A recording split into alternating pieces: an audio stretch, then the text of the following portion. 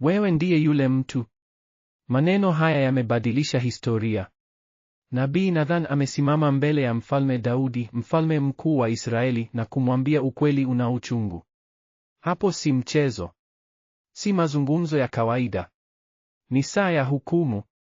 Saa ambapo dhambi iliyofichwa miezi mingi imefichuliwa. Katika 2 Samueli sura ya 12 tunaona mmoja wa mazungumzo makuu zaidi katika Biblia. Nabii akimkabili mfalme. Neno la Mungu likimkabili uongozi wa binadamu. Na hukumu ikifuatiwa na huruma ambayo inashangaza. Daudi amefanya dhambi kubwa. Ameiba mke wa mtu mwingine. Amemuua mumewe. Ameficha kosa lake kwa miezi. Anadhani yuko salama. Lakini Mungu anaona yote. Na sasa kupitia nabii wake Nathan, Mungu anatuma ujumbe wa ukaripio na hukumu. Hii si hadithi ya kale tu. Ni mfano wa jinsi Mungu anavyotushughulika sisi leo. Anavyotuona, anavyotukaripia na anavyotusamehe baada ya toba ya dhati. Tutaona jinsi Nathan anavyotumia mfano wa kondoo mdogo kumfundisha Daudi ukweli kuhusu dhambi yake. Tutaona jinsi Daudi anavyojibu, kwanza kwa hasira, kisha kwa toba ya dhati. Na tutaona jinsi Mungu anavyohukumu lakini pia anavyohurumia.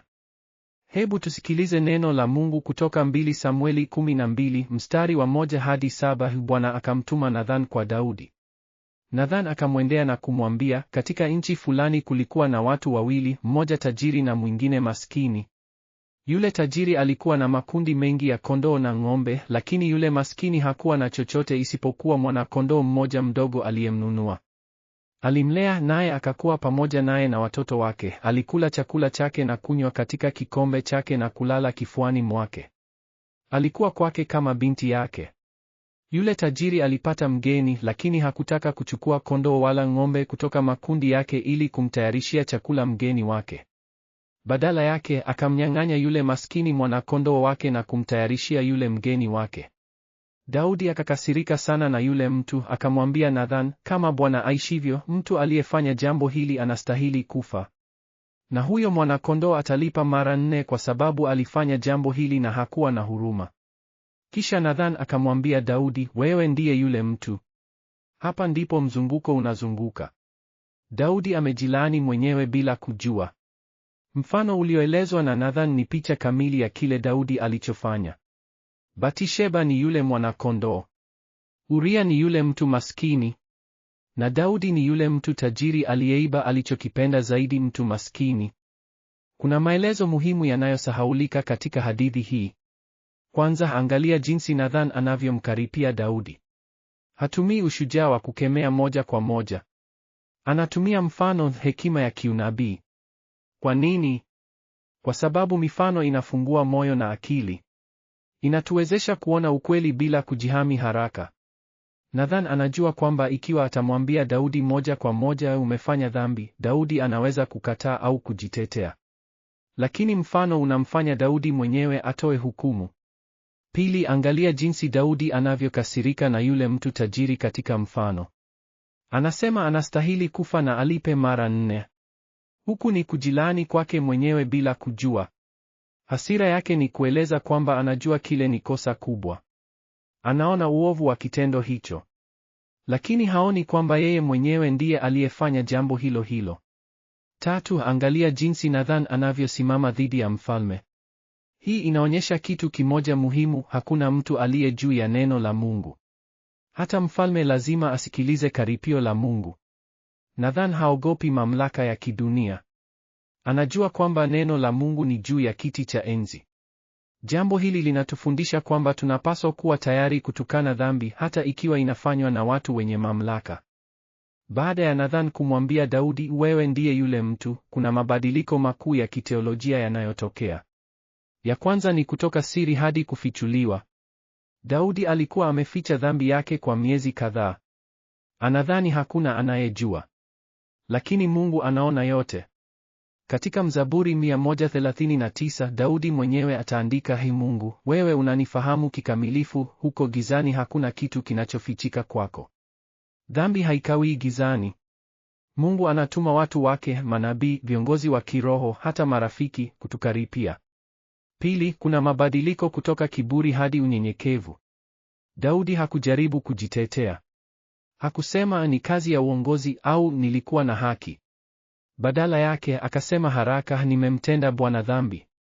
Hii ni toba ya dhati. Ni kutambua kosa bila mazungumzo au mapinduzi. Toba ya kweli inaanzia kutambua kwamba tumemkosea Mungu, si tu watu. Tatu, kuna mabadiliko kutoka hukumu hadi huruma. Mungu anahukumu dhambi. Nathan anamwambia Daudi kwamba mtoto atakufa na nyumba yake itakuwa na matatizo. Lakini pia Mungu anaonyesha huruma. Daudi mwenyewe hatakufa. Na baadaye Mungu atampa mtoto mwingine, Sulemani, ambaye atakuwa mfalme mkuu. Hii inatuonyesha kwamba hata katikati ya hukumu, Mungu anatafuta njia za kutuonyesha upendo wake. Wanyamapori waliudhi huu wakishangaa na kuhuzunika. Wakaona jinsi binadamu aliyepewa hekima na uongozi alivyopoteza njia. Nasikitika kwa mtu maskini na kondoo wake. Kwa nini mtu mkuu ananyang'anya kitu kidogo cha mtu dhaifu? Daudi ni mfalme, amepewa mamlaka kutoka kwa Mwenyezi Mungu. Lakini anatumiaje mamlaka hii? Si kutetea maskini bali kuwanyang'anya. Nimeona kutoka juu, Mungu hamwacha mtu yeyote, hata mfalme, afanye dhambi bila kukabiliwa. Nathan ni shahidi kwamba haki ya Mungu ni juu ya kiti cha enzi. Lakini angalieni, baada ya Daudi kutubu, Mungu anamuonyesha huruma. Kwa nini hatukubaliani kama binadamu?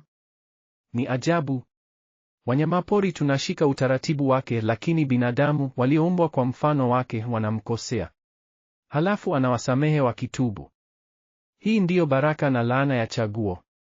Wao wanaweza kuchagua na hivyo wanaweza kutubu. Sisi hatujakosea, lakini pia hatuwezi kupata msamaha huo mkuu. Hadithi hii ina mafundisho makuu kwa maisha yetu ya leo. La kwanza, tunahitaji kuwa tayari kusikiliza karipio la Mungu kupitia watu wengine.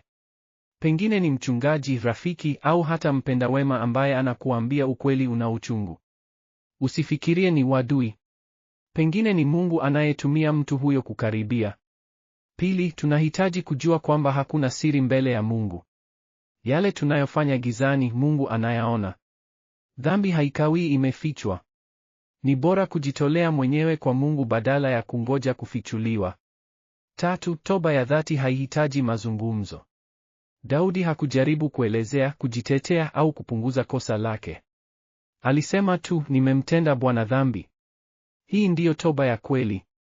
Nne, Mungu ni mwenye haki na huruma kwa wakati mmoja. Anahukumu dhambi kwa sababu ni takatifu. Lakini anatusamehe tunapotubu kwa dhati. Matokeo ya dhambi yanabaki. Daudi alibeba maisha yote, familia yake ilipatwa na matatizo. Lakini huruma ya Mungu pia ikabaki. Leo tukiwa na dhambi yoyote imefichwa, tujue kwamba Mungu anataka tuende kwake. Si kwa hofu ya hukumu, bali kwa tumaini la msamaha.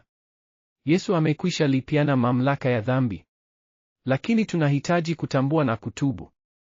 Tuombe pamoja.